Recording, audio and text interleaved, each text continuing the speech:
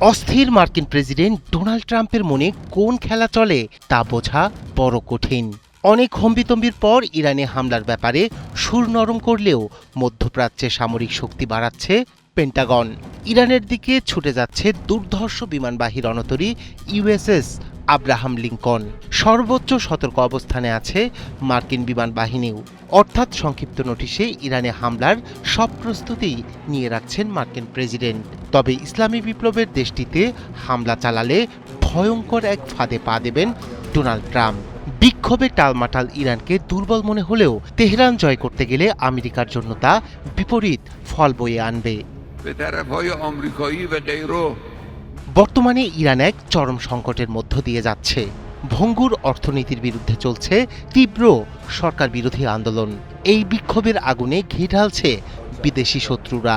Donald Trump এই নাজুক পরিস্থিতিকে কাজে লাগিয়ে তেহরানের ওপর চূড়ান্ত বিজয় হাসিল করতে চাইছেন। তবে ট্রাম্পের জন্য ইরানের বিরুদ্ধে সামরিক বিজয় অর্জন করা মোটেও সহজ হবে না। ট্রাম্পের মূল লক্ষ্য জয় হলেও এটি অর্জনের কোনো সংক্ষিপ্ত রাস্তা নেই।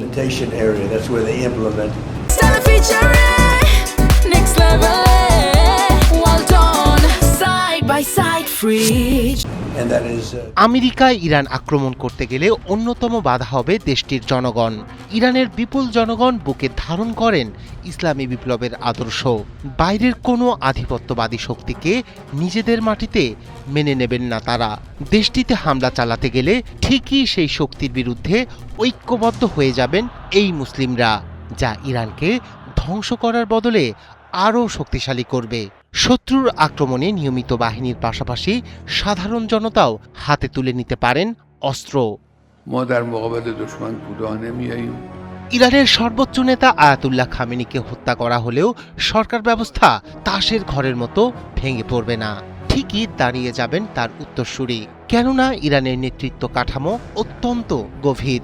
কোনো নির্দিষ্ট নেতাকে লক্ষ্য করে হামলা চালালে তা ইরানের তেমন ক্ষতি করতে পারবে না।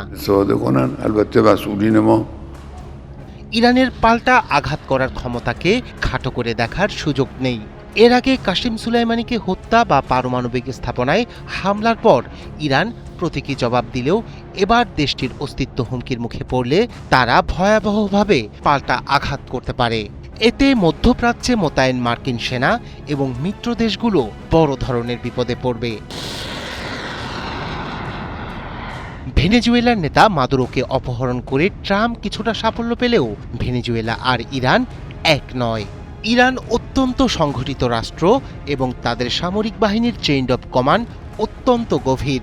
ভেনেজুয়েলা বিচ্ছিন্ন হলেও ইরান মধ্যপ্রাচ্যের কেন্দ্রবিন্দুতে অবস্থিত। এখানে একটি ছোট ভুল পুরো বিশ্বের তেলের বাজারে আগুন লাগিয়ে দিতে পারে। অর্থাৎ ইরানের দিকে পা বাড়ালে বিশ্বের জন্য মহাবিপর্যয় ডেকে আনবেন ডোনাল্ড ট্রাম্প।